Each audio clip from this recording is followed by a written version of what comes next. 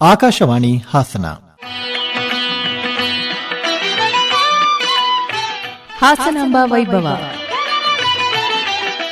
ತಾಯಿ ಹಾಸನಾಂಬ ದರ್ಶನದ ನಿತ್ಯ ಚಟುವಟಿಕೆ ಕುರಿತ ಕಾರ್ಯಕ್ರಮ. ಪ್ರಸ್ತುತಿ ಅರಕಲಗೂಡು ವಿ ಮಧುಸೂದನ್.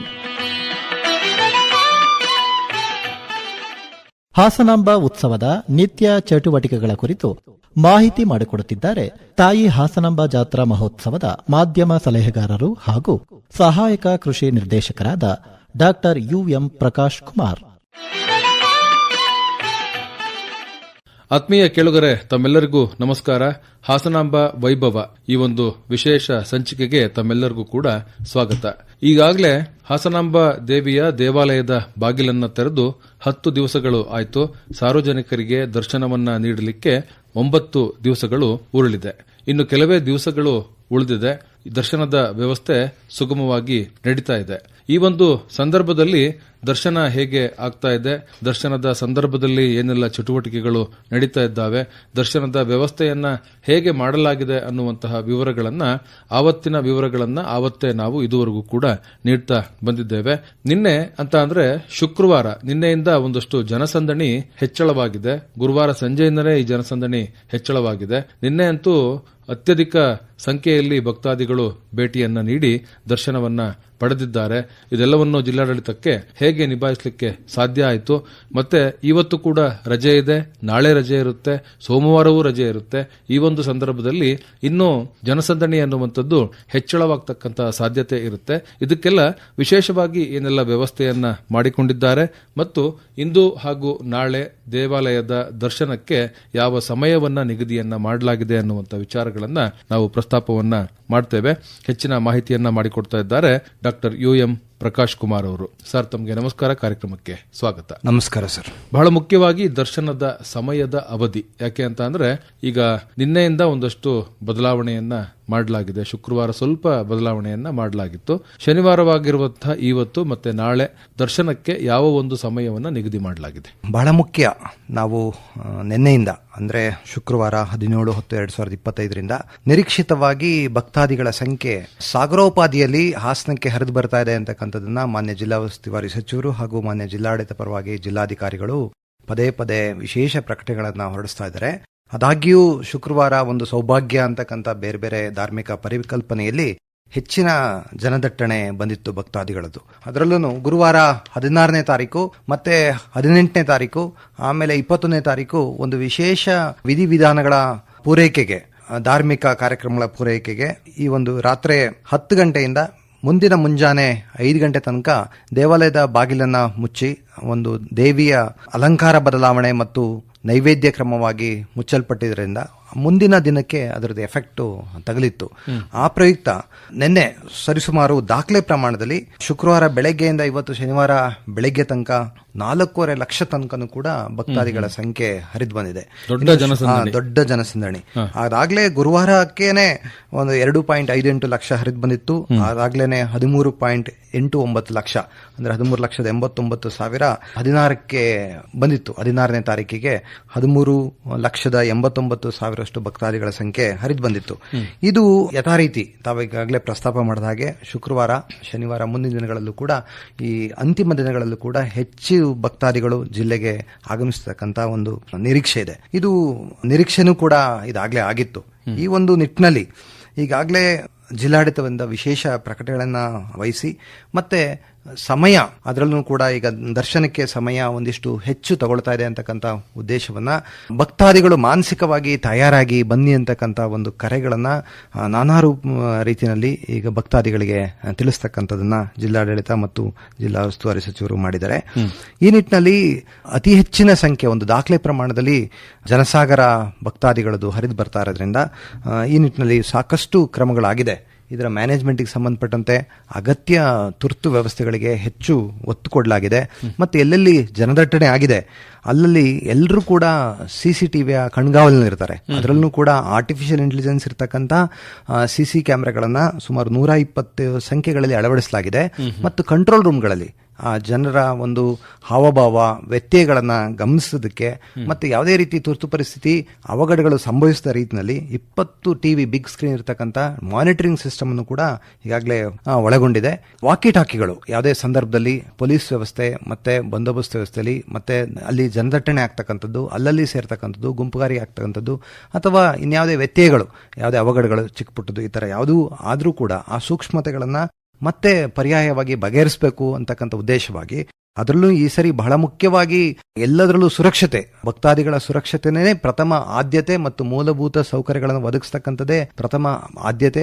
ಸಾಮಾನ್ಯ ಭಕ್ತಾದಿಗಳಿಗೆ ಅನುಕೂಲ ಆಗ್ತಕ್ಕಂಥ ವ್ಯವಸ್ಥೆನೇ ಪ್ರಥಮ ಆದ್ಯತೆ ಆಗಿರೋದ್ರಿಂದ ಅವರಿಗೆ ಅವರ ಒಂದು ಅನಾನುಕೂಲಗಳು ಎಲ್ಲೇ ಸಂಭವವಾದರೂ ಕೂಡ ಸಂಬಂಧಪಟ್ಟಂತ ಸಮಿತಿಗಳಿಗೆ, ಸಂಬಂಧಪಟ್ಟ ಕರ್ತವ್ಯ ನಿರ್ವಹಿಸ್ತಕ್ಕಂಥ ಸಿಬ್ಬಂದಿ ಅಧಿಕಾರಿಗಳಿಗೆ ಅನುಕೂಲ ಆಗಲಿ ಅಂತ ಹೇಳಿ 100 ಆಧುನಿಕ ವಾಕಿಟಾಕಿಗಳನ್ನು ಸಂವಾದನೆಗಾಗಿ ಬಳಸಿದೆ. ಇನ್ನು ಕಂಟ್ರೋಲ್ ರೂಮ್ ಕೂಡ ಅಂತ ತುರ್ತು ಪರಿಸ್ಥಿತಿ ಇದ್ರೆ ಕಂಟ್ರೋಲ್ ರೂಮ್ ಕೂಡ ತೆರೆದಿದೆ.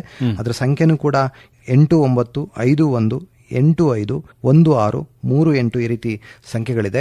ಮತ್ತೆ ಎಕ್ಸಿಟ್ ಗೇಟ್ಗಳನ್ನ ಹಿಂದಿನ ಸಾರಿ ಯಾವ ರೀತಿ ಇತ್ತು, ಎಕ್ಸಿಟ್ ಗೇಟ್ಗಳನ್ನ ಸುಲಿತವಾಗಿ ಒಂದ್ ಕಡೆ ಎಂಟ್ರಿ ಆದ್ರೆ ಅವ್ರ ಎಕ್ಸಿಟ್ ಗೇಟ್ ಮುಖಾಂತರ ಮತ್ತೆ ಅವರ ಪಾರ್ಕಿಂಗ್ ಸ್ಥಳಗಳಿಗೆ ಹೋಗೋ ರೀತಿಯಲ್ಲಿ ಅಲ್ಲಲ್ಲೇ ತಿರುಗದ ಹಾಗೆ, ಚಪ್ಪಲಿ ಬಿಟ್ಟು ಮತ್ತೆ ಅಲ್ಲಿಗೆ ವಾಪಸ್ ಬರದ ಹಾಗೆ, ಮತ್ತೆ ವೆಹಿಕಲ್ನ ಎಲ್ಲಿ ಬಿಟ್ಟಿರ್ತಾರೆ ಅಲ್ಲಿಗೆ ಮತ್ತೆ ರಿಟರ್ನ್ ಆಗಿ ಬಂದು ಅಲ್ಲಲ್ಲೇ ಜನದಟ್ಟಣೆ ಆಗಬಾರ್ದು ಅಂತ ಹೇಳಿ ಒಂದು ಕಡೆಗೆ ಎಂಟ್ರಿ ಆದ್ರೆ ಮತ್ತೆ ಅವರು ಸುಲಿತವಾಗಿ ಇನ್ನೊಂದು ಕಡೆ ಎಕ್ಸಿಟ್ ಆಗಿ ಯಾವುದೇ ಟ್ರಾಫಿಕ್ ಮತ್ತೊಂದು ಮಾಡಬಾರ್ದು ಅಂತಕ್ಕಂಥದ್ದನ್ನ ಈಗಾಗಲೇ ಕ್ರಮವನ್ನು ವಹಿಸಲಾಗಿದೆ. ಆದಾಗ್ಯೂ ನಿನ್ನೆ ನಾನು ಪ್ರಸ್ತಾಪ ಮಾಡಿದ ಹಾಗೆ ಪಾರ್ಕಿಂಗ್ ಸ್ಥಳಗಳನ್ನ ಬಿಟ್ಬಿಟ್ಟು ಅಲ್ಲಲ್ಲೇ ಕಾರುಗಳು, ಬೈಕ್ಗಳನ್ನ ಮತ್ತೆ ಈ ರೀತಿ ಪಾರ್ಕಿಂಗ್ಗಳನ್ನ ಏನು ಸಂತೆಪೇಟೆಗೆ ಹೊಂದಿಕೊಂಡಿರ್ತಕ್ಕಂಥ ಜಾಗದಲ್ಲಿ ಹೆಚ್ಚು ಬಂದು ಪಾರ್ಕಿಂಗ್ ಮಾಡೋದ್ರಿಂದ ಅನಾನುಕೂಲನ ನಾವೇ ಭಕ್ತಾದಿಗಳು ಸೃಷ್ಟಿ ಮಾಡ್ತಾ ಇದ್ದೀವಿ. ಇಲ್ಲಿನ ಇನ್ನಂಡೆ ರೌಂಡ್ ಇರ್ತಕ್ಕಂಥ ಭಕ್ತಾದಿಗಳಿರ್ಬೋದು ಸೃಷ್ಟಿ ಮಾಡ್ತಾ ಇದೀವಿ ಅಂತಕ್ಕಂಥದ್ದು ಒಂದು ವಿಶೇಷ. ಆಮೇಲೆ ವಿದ್ಯುತ್ ಸಂಬಂಧಪಟ್ಟಂತೆ ಈಗಾಗಲೇ ವಿದ್ಯುತ್ ಅವಘಡಗಳಿರ್ಬೋದು, ಇವ್ಯಾವ ವ್ಯತ್ಯಯನೂ ಕೂಡ ಆಗಬಾರ್ದು ಅಂತ ಹೇಳಿ ಪವರ್ ಜನರೇಟರ್ಗಳನ್ನ ಮೀಸಲಿರಿಸಿಕೊಂಡಿದೆ. ಪವರ್ ಬ್ಯಾಕಪ್ ಅನ್ನು ಕೂಡ ಮೀಸಲು ಇರಿಸಿಕೊಂಡಿದೆ. ಇನ್ನು ಆರೋಗ್ಯ 3 ಸಿಬ್ಬಂದಿಗಳಲ್ಲೂ ಕೂಡ ಸುಮಾರು 106 ಸಿಬ್ಬಂದಿಗಳನ್ನ, 36 ವೈದ್ಯಾಧಿಕಾರಿಗಳನ್ನ, 5 ಕ್ಲಿನಿಕ್ಗಳು ಮತ್ತೆ 13 ಆರೋಗ್ಯ ಕೌಂಟರ್ಗಳನ್ನ ತೆರೆಯಲಾಗಿದೆ. ಇನ್ನು ಮೂವಿಂಗ್ ಹೆಲ್ಪ್ ಲೈನ್ ಅಂತ ಹೇಳಿ 800ಕ್ಕೂ ಹೆಚ್ಚು ಈ ಸ್ಕೌಟ್ಸ್ ಅಂಡ್ ಗೈಡ್ಸ್ ನ ಮೂವಿಂಗ್ ಹೆಲ್ಪ್ ಲೈನ್, ಎಲ್ಲೆಲ್ಲಿ ಜನದಟ್ಟಣೆ ಆಗಿರುತ್ತೆ, ಎಲ್ಲೆಲ್ಲಿ ಒಂದು ವ್ಯವಸ್ಥೆಗೆ ಭಕ್ತಾದಿಗಳಿಗೆ ಪೂರಕವಾಗಿ ಇನ್ನೂ ಹೆಚ್ಚಿನ ವ್ಯವಸ್ಥೆ ಕಲ್ಪಿಸಬೇಕಾಗಿರುತ್ತೆ, ಅವರಿಗೋಸ್ಕರ ಈ ಮೂವಿಂಗ್ ಹೆಲ್ಪ್ ಲೈನ್ ಕೂಡ ತೆರೆಯಲಾಗಿರುತ್ತೆ. ಇನ್ನು ವಿಶ್ರಾಂತಿಗೆ ಸಂಬಂಧಪಟ್ಟಂತೆ ಹೆಚ್ಚಿನ ಜನದಟ್ಟಣೆ ಇರೋದ್ರಿಂದ ಈಗಾಗಲೇ ಹೆಚ್ಚುವರಿ 7423 ಮೀಟರ್ ಅಷ್ಟು ಜರ್ಮನ್ ಟೆಂಟ್ ಅನ್ನ ವಿಶ್ರಾಂತಿಗೆ ಒಳಪಡಿಸಿದ್ರು ಮತ್ತೆ ಅಲ್ಲಲ್ಲಿ ಬೆಂಚ್ ವ್ಯವಸ್ಥೆಗಳನ್ನು ಕೂಡ ಮಾಡಲಾಗಿದೆ. ಮತ್ತೆ ಅದರಲ್ಲೂ 80 ವರ್ಷ ವಯೋಮಾನ ಮೇಲ್ಪಟ್ಟಂತ ಅಥವಾ ಆರೋಗ್ಯ ದುರ್ಬಲ ಆಗಿರತಕ್ಕಂಥ ಹಿರಿಯ ನಾಗರಿಕರಿರ್ಬೋದು ಮತ್ತೆ ವಿಶೇಷ ಚೇತನಗಿರ್ಬೋದು ಅವರಿಗೆ ವಿಶೇಷ ದರ್ಶನ ವ್ಯವಸ್ಥೆನೂ ಕೂಡ ಏರ್ಪಡಿಸಲಾಗಿದೆ. ಮತ್ತೆ ಇವೆಲ್ಲದಕ್ಕೂ ಕೂಡ ಇದು ಮೀರಿ ಈ ಸರಿ ಒಂದು ವ್ಯವಸ್ಥೆನಲ್ಲಿ ಜನಮನವಾಗಿ ಹಾಸನಾಂಬ ಜಾತ್ರಾ ಮಹೋತ್ಸವ ಹೆಸರುವಾಸಿ ಒಂದು ದಾಖಲೆ ರೀತಿಯಲ್ಲಿ ಸೃಷ್ಟಿಯಾಗಿರೋದ್ರಿಂದ ಹೆಚ್ಚಿನ ಭಕ್ತಾದಿಗಳು ಈ ನಿರೀಕ್ಷೆ ಮೀರಿ ಬರ್ತಾ ಇದ್ದಾರೆ. ಆದರೆ ಉಳಿದಂತೆ ಇವೆಲ್ಲ ಸಿದ್ಧತೆಗಳನ್ನ ಅವರು ಅರಿತುಕೊಂಡು ಒಂದು ಸಮಯೋಚಿತವಾಗಿ ಪ್ಲಾನ್ ಮಾಡಿಕೊಂಡು ಎಷ್ಟು ಸಮಯ ಹಿಡಿಯುತ್ತೆ ನಮಗೆ ಅಂತ ಹೇಳ್ತೀವಿ, ಯಾವ ಟೈಮಲ್ಲಿ ಸರತಿ ಸಾಲು ಉದಾಹರಣೆ 6 ಗಂಟೆ ಸಮಯ ಆಗುತ್ತೆ ಅನ್ನೋದಾದ್ರೆ ಅವರು ಎಷ್ಟು ಗಂಟೆಗೆ ಭಕ್ತ ಒಂದು ದೇವಾಲಯದ ದರ್ಶನವನ್ನ ಮುಕ್ತಾಯ ಮಾಡಲಾಗುತ್ತೆ, ಗೇಟ್ ಕ್ಲೋಸ್ ಮಾಡ್ತಾರೆ ಅಂದ್ರೆ ಅವಾಗ ಮತ್ತೆ ಹಿಂದಿನ ಒಂದು 4 ಗಂಟೆಲ್ಲೋ 2-3 ಗಂಟೆಲ್ಲೋ ಬಂದು ಸೇರ್ತಕ್ಕಂಥದ್ದು ಆಗಬಾರ್ದು. ಅದರಲ್ಲೂ ಈಗ ಬಹಳ ಮುಖ್ಯವಾಗಿ ದರ್ಶನ ಸಮಯನ ಇವತ್ತು ಒತ್ತು ಕೊಟ್ಟು ಹೇಳೋದಾದ್ರೆ 18ನೇ ತಾರೀಕು 10/2025 ಈಗಾಗಲೇ ಪ್ರಕಟಣೆ ಮಾಡಿದ ಹಾಗೆ ಇವತ್ತಿನ ರಾತ್ರಿ 10 ಗಂಟೆಗೆ ಮೈನ್ ಗೇಟ್ ಎಲ್ಲ ಎಂಟ್ರಿ ಗೇಟ್ ಅನ್ನ ಕ್ಲೋಸ್ ಮಾಡಲಾಗುತ್ತೆ. ಇದು ಮುಂದಿನ ದಿನ 5 ಗಂಟೆ ತನಕ ಕೂಡ ಎಂಟ್ರಿ ಕ್ಲೋಸ್ ಮಾಡಲಾಗಿರುತ್ತೆ. ಅಂದ್ರೆ ರಾತ್ರಿ 12 ಗಂಟೆಯಿಂದ ಮುಂದಿನ ದಿನದ ಬೆಳಿಗ್ಗೆ 5 ಗಂಟೆ ತನಕ ನೈವೇದ್ಯ ಮತ್ತೆ ಧಾರ್ಮಿಕ ವಿಧಿವಿಧಾನಗಳ ಇತರೆ ಒಂದು ಪ್ರಯುಕ್ತ ಗೇಟ್ ಕ್ಲೋಸ್ ಮಾಡಲಾಗುತ್ತೆ. ಇದನ್ನ ಅರ್ಥ ಮಾಡಿಕೊಂಡು ಮಾಡಬೇಕು. ಇನ್ನು ಉಳಿದಂತೆ ಇವತ್ತು ಮಧ್ಯಾಹ್ನ 2ರಿಂದ 3:30 ತನಕ ನೈವೇದ್ಯ ಕ್ರಮವಾಗಿ 1.5 ಗಂಟೆಗಳ ಕಾಲ ಒಂದು ಬಿಡುವಿರುತ್ತೆ ದರ್ಶನಕ್ಕೆ. ಇವತ್ತು ಮುಖ್ಯ ದ್ವಾರಗಳೇನಿರುತ್ತೋ ರಾತ್ರಿ 10 ಗಂಟೆಗೆ ಅದನ್ನ ಮುಚ್ಚಲಾಗುತ್ತೆ. ಇವತ್ತು 12 ಗಂಟೆವರೆಗೂ ದರ್ಶನ ಇರುತ್ತೆ. ಮತ್ತೆ ನಾಳಿನ ಬೆಳಗ್ಗೆ ಅಂತ ಅಂದ್ರೆ ಭಾನುವಾರ ಬೆಳಗಿನ ಜಾವ 5 ಗಂಟೆಗೆ ದೇವಾಲಯದ ಬಾಗಿಲನ್ನ ತೆರೆಯಲಾಗುತ್ತೆ, ದರ್ಶನಕ್ಕೆ ವ್ಯವಸ್ಥೆಯನ್ನ ಮಾಡಲಾಗುತ್ತೆ. ಇನ್ನು ಈ ವಿಶೇಷ ದರ್ಶನದ ಟಿಕೆಟ್ಗಳಿಗೆ ಸಂಬಂಧಪಟ್ಟ ಹಾಗೆ ಆನ್ಲೈನ್ ಆಫ್ ಆಗಿತ್ತು ಅನ್ನುವಂಥದ್ದು ಒಂದಿತ್ತು, ಈಗ ಮತ್ತೆ ಅದು ಪ್ರಾರಂಭ ಆಗಿದೆಯಾ? ಹೌದು, ಈಗ ಚಾಟ್ಬಾಟ್ ಇದೆಲ್ಲಾನು ವ್ಯವಸ್ಥೆ ಮತ್ತೆ ಬ್ಲಾಕಿಂಗ್ ಆಗಿರೋದ್ರಿಂದ ಎಸ್ಪೆಷಲಿ ಕೊನೆ ದಿನಗಳಲ್ಲಿ ಅದು ಪುನರಾವರ್ತನೆಗೊಂಡಿದೆ. ಮತ್ತೆ ಕೆಲವು ಸಮಸ್ಯೆ ಏನಂತಂದ್ರೆ ಟಿಕೆಟ್ ಇದೆ ನನಗೆ ಮತ್ತೆ ಹೋಗಿ ಸರತಿ ಸಾಲು ಸೇರ್ಕೊಳ್ಳೋದು, ಅಲ್ಲಿ ಜನರೇಟ್ ಮಾಡತಕ್ಕಂಥದ್ದು. ಆನ್ಲೈನ್ ಟಿಕೆಟ್ ಒಂದ್ಸರಿ ಡಿಜಿಟಲಿ ಜನರೇಟ್ ಆದ್ರೆ ವಾಟ್ಸ್ಆಪ್ ಚಾಟ್ಬಾಟ್ ಅಲ್ಲಿ ಇರ್ಬೋದು ಅಥವಾ ಆಪ್ ಮುಖಾಂತರ ಅವರ ಫೋನ್ಗೆ ಸೇವ್ ಆಗಿದ್ರೆ ಅದನ್ನ ಯಥಾರೀತಿ ಅದೊಂದು ಡಿಜಿಟಲ್ ಕೋಡ್ ಇರುತ್ತೆ, ಅದಕ್ಕೆ ಮತ್ತೆ ಪುನಃ ಟಿಕೆಟ್ ಕೌಂಟರ್ ಹತ್ರ ಹೋಗಿ ಮತ್ತೆ ಅಲ್ಲಿ ಜನದಟ್ಟಣೆ ಮಾಡತಕ್ಕಂಥ ಅವಶ್ಯಕತೆ ಇಲ್ಲ. 1000 ರೂಪೀಸ್ ಟಿಕೆಟ್ ಇರ್ಬೋದು, 300 ರೂಪೀಸ್ ಟಿಕೆಟ್ ಇರ್ಬೋದು. ಆ ಡಿಜಿಟಲ್ ಕೋಡ್ ನ ಡಿಜಿಟಲ್ ಸ್ಕ್ಯಾನರ್ ಆಪ್ ಅಂತ ಹೇಳಿ ತಂತ್ರಜ್ಞಾನ ಬಳಸ್ಕೊಂಡಿದ್ದೇವೆ.